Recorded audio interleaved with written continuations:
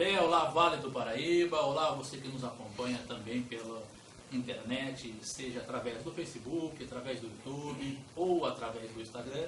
Estamos começando ao vivo o nosso programa das 6, nesta terça-feira, dia 2 de julho de 2019, hoje que é o Dia do Bombeiro Brasileiro, e nós queremos prestar logo de início homenagem a esses profissionais, né, que vão muito além aí da função inicial que era o combate a incêndio, né? Hoje o bombeiro, seja ele o civil ou o bombeiro militar, ele presta variados serviços, né, que envolvem a preservação da vida, a conservação da vida, não só do ser humano, hoje também dos animais, né? Então nós temos aqui as corporações do Corpo de Bombeiros, temos no Quiririm, temos no centro da cidade, no Jardim Ana Emília, quem as corporações a gente reverencia, e também temos projetos, né, como o Bombeiro Mirim, que já estiveram aqui no nosso programa falando a respeito, né, desse dia do bombeiro, homenageando aí o Capitão Capalco, o nosso querido amigo Luiz Fernando de Paula, que é bombeiro civil lá da Ford do Brasil. A gente homenageia todos os demais profissionais, né, ligados à área. Hoje também é o dia do hospital, né? E a gente aproveita para falar a respeito do assunto que quando a gente pensa em hospital, pensa em saúde, né? E no Brasil, nossos hospitais públicos, especialmente, sempre precisam de mais cuidado, mais carinho, né?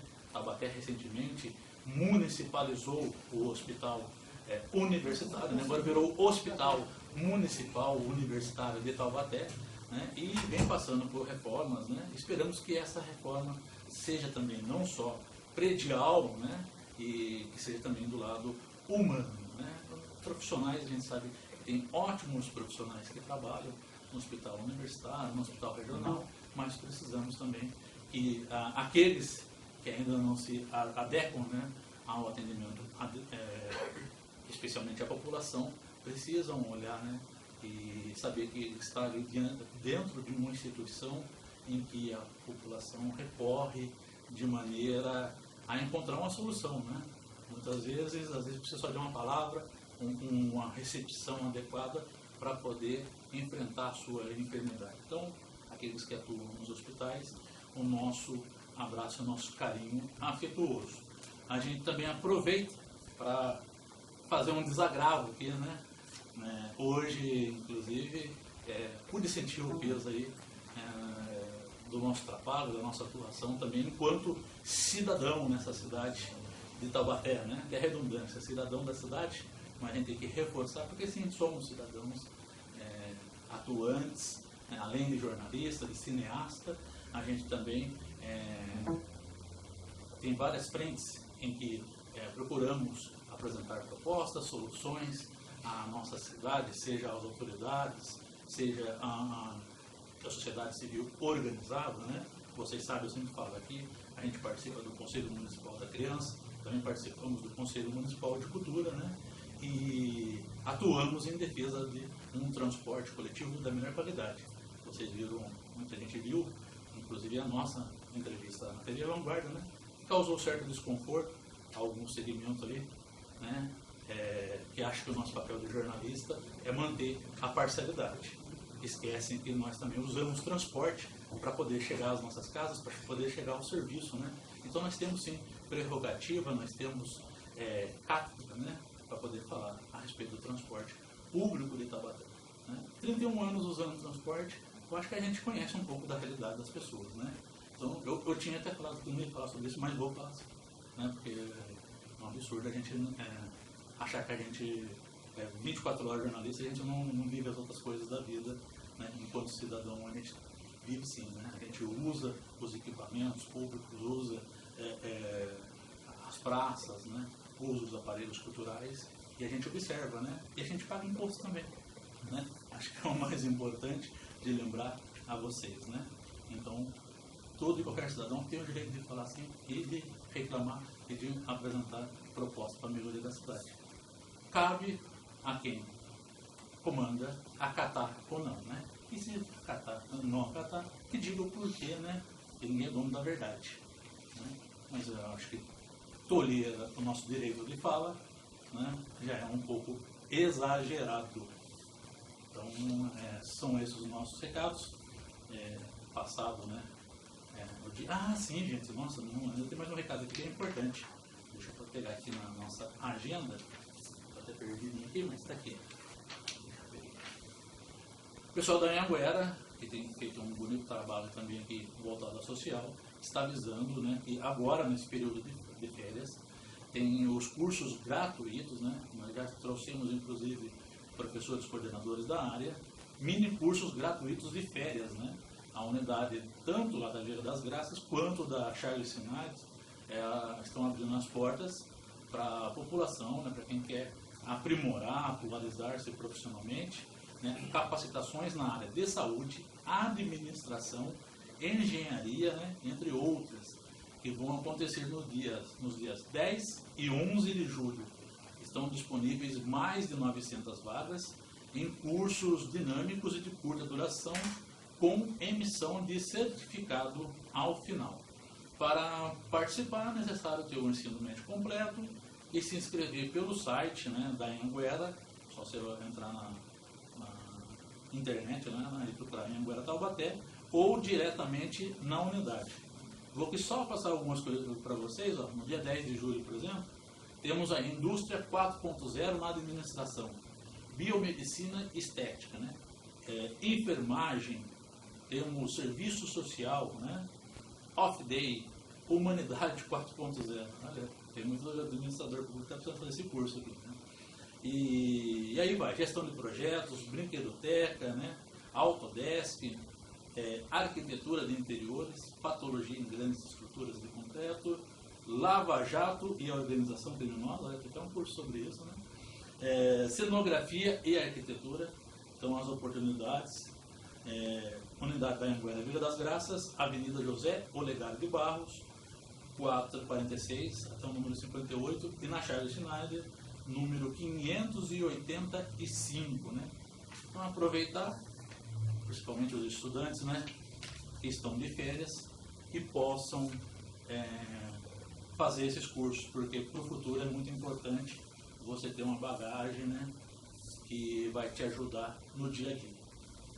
Bom, gente, falei futuro, mas agora quero falar de presente, porque estou recebendo aqui em nosso estúdio, né, 2 representantes de um grupo de escritores luizenses que está dando um presente para a cidade de São Luís do Paraitinga e está dando um presente para Taubaté, um presente para o nosso Vale do Paraíba e um presente para a literatura, né, seja ela brasileira ou mundial. Estamos recebendo aqui os escritores Alexandre Genari e o Rodolfo Santana, porque agora, quinta-feira, vai ter um evento aqui na nossa cidade e eles vão estar lançando uma coletânea, né? Bom, Alexandre e Rodolfo, boa noite, prazer em recebê-los. Boa noite, André, prazer é nosso estar aqui, né? Sempre. Bom, quinta-feira, vocês dois e mais quase 2 times de futebol estarão aqui em Taubaté, lá no Espaço Selvagem, né? Lançando o Rabo do Tatu. É isso mesmo? Sim, acho que a Alê sabe melhor descrever o porquê desse rabo do tatu, né? Vou começar falando um pouquinho. Eu acho que uma das primeiras ideias quando... Deixa eu mostrar o livro para a galera. Vamos devagar, vamos devagar. Deixa eu contar a história aí. Vamos mostrar o livro? Pode erguer e mostrar o povo aí. Que... Olha, para vocês verem, esse aqui é o livro que a gente vai lançar na quinta-feira. Foi lançado em São Luís, né, no final de maio. E agora aqui em Taubaté, nessa quinta-feira, a partir das 7 horas. Já vamos dar o serviço completo. Opa! Mas conta pra gente esse nome, o Rabo do Tatu, da onde que surgiu, por que surgiu? O nome eu vou deixar com a Alê, mas uma das primeiras ideias acho que de começar a reunir esses autores, eu não sei se partiu do Alê, mas os primeiros escritos, ou a sementinha disso tudo foi pela internet, foi pelos textos virtuais. Acho que o Alê mais a Companhia Limitada ali reuniu todo mundo, num primeiro momento que gostava de escrever, para não deixar de escrever, né? A gente fala muito de São Luís pelo lado musical, mas eu acho que você não é só músico, né? Você é letrista, você é compositor, você é contista, você encena, você está perto do teatro, você é cineasta. O Alê também, ele gosta de se aventurar por essa área do cineasta. Mas o que fica em xeque em São Luís não tem como ser diferente por conta do carnaval e outras tantas festas e características musicais, é esse lado da música, né? Quem nasce em São Luís dizem que já nasce músico, né? E é verdade, né? Ouvindo aquela história, ouvindo aquela parte da música, é isso mesmo.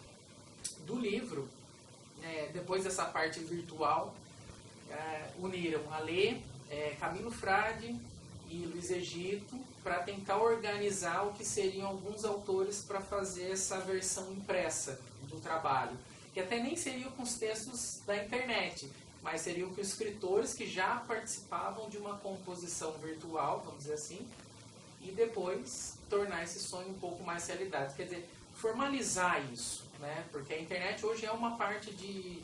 é um meio de se autorizar uma cultura, um meio de registrar um texto. Mas o impresso, igual dizia Saramago, não tem como eu chorar na tela do computador. Né? Eu vou chorar no tablet, não dá. Tem que chorar na página do livro. Eu tenho que rabiscar o livro, eu não vou rabiscar. Então acho que é um pouquinho disso tudo. Quer dizer que a ideia original nasceu de um site, aí, ou de um blog na internet e reuniu 3 ou 4 no início. Isso mesmo? Não, mais do que isso. O Camilo Frade, que é um dos autores que o Rodolfo mencionou, que é músico, a gente falou de música, o Rodolfo falou a respeito da música em São Luís, que é músico como o Rodolfo é.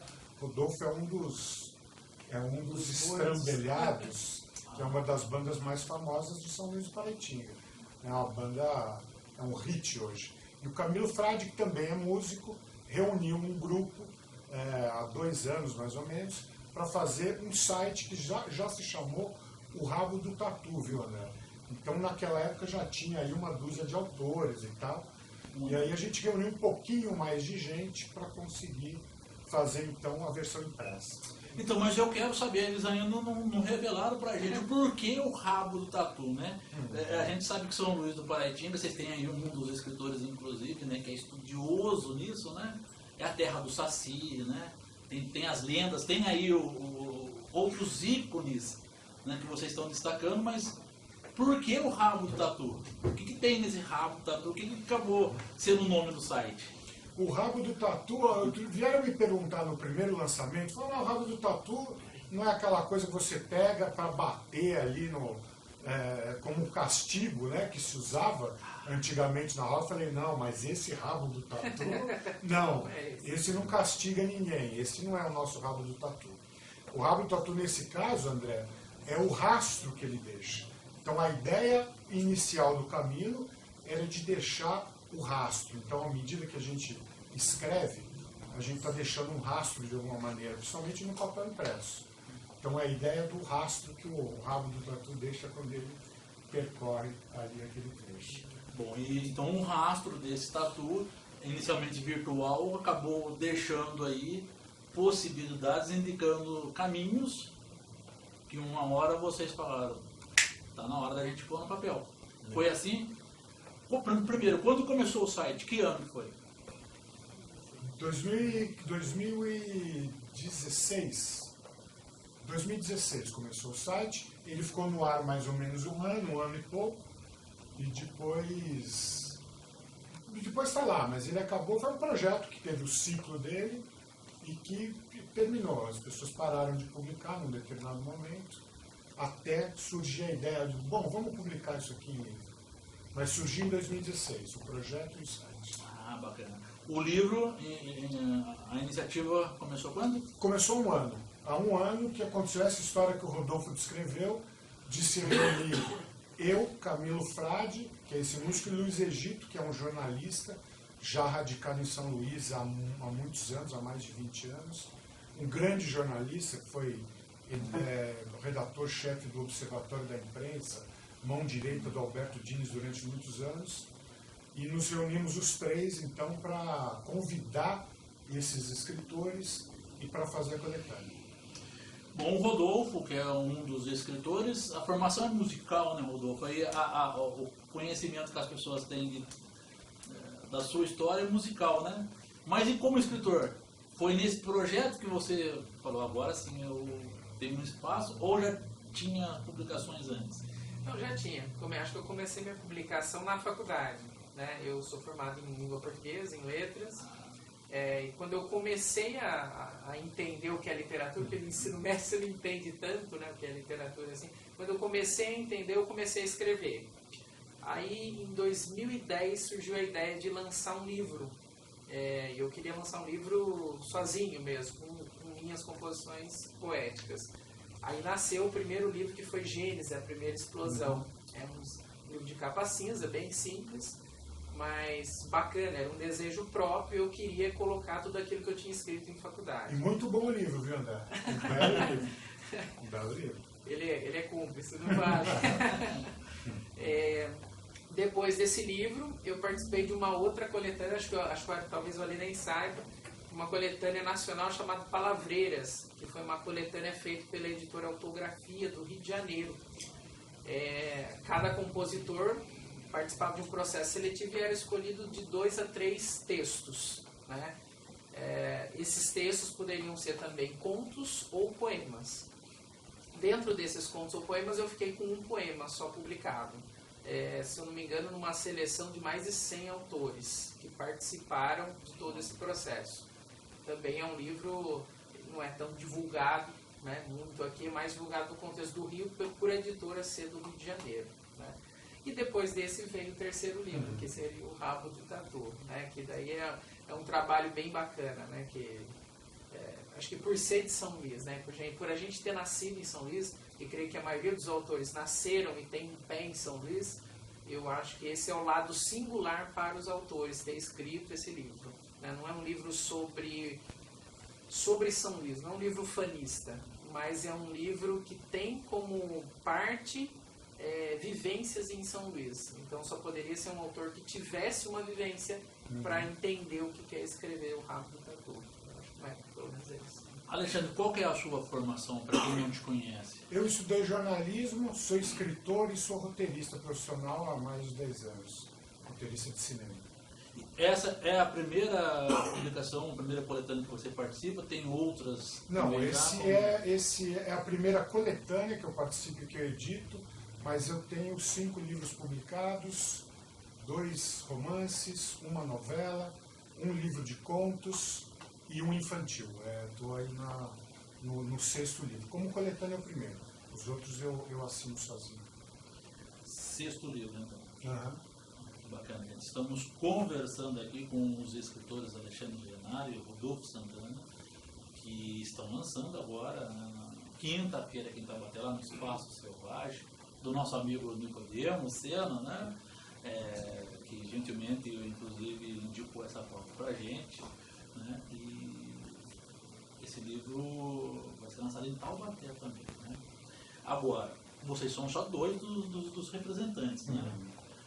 Vocês trouxeram outros nomes também de São Luís do Paraitinga, né? Conhecidos ou menos conhecidos do grande público, do pessoal aqui de Taubaté. Eu gostaria que vocês falassem um pouco também desses autores, e destacassem, né, a essência de cada um. E como que foi reunir esse time todo aí? Vamos falar dos taubateanos primeiro. Taubateanos, na verdade, vírgula, né? Porque o lançamento na quinta-feira, ele se baseou em 3 autores que moram aqui em Taubaté. Rodolfo Santana, que apesar de ser luizense da Gema, né, hoje vive em Taubaté. Então ele está na Clara agora. Ele está na Clara, não é mais a Gema. Andréa Alda, que é professora da Unital, também já publicou outros livros, que tem uma relação muito forte com São Luís, hoje vive em Taubaté. E o Borba Ciola, que é professor aqui também, e também já lançou outros livros e vive em Taubaté. Esses são os 3 autores taubatianos. Quer falar um pouco dos luizenses? Somos 18 autores. O importante é estar 18.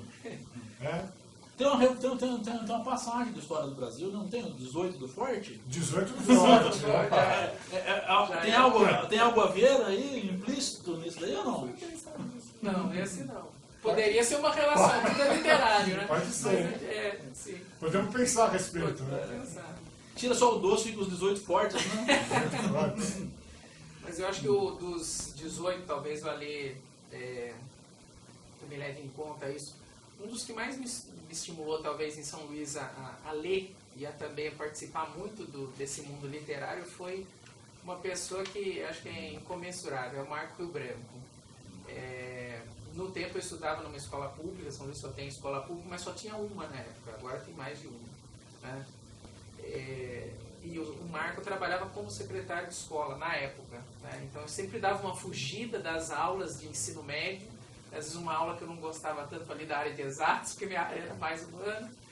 Fazia o exercício e dava uma fugida para a secretaria, a gente tinha certa liberdade e ia lá com o Marco. Ele sempre pegava uma folha do estado de São Paulo, um caderno, e sempre falava, olha, lê essa entrevista, faz isso. É uma pessoa que, nossa, estimula qualquer um. O Marco, ele é atemporal, eu digo. O Marco, ele tem de relação literária e relação musical com São Luís, com todas as faixas etárias, todos os tempos. Eu acho que talvez seja um dos escritores mais completos da nossa publicação, da nossa coletânea, eu diria. Não letrista, pelo letrista, não só compositor, mas uma pessoa muito estudiosa em todos os âmbitos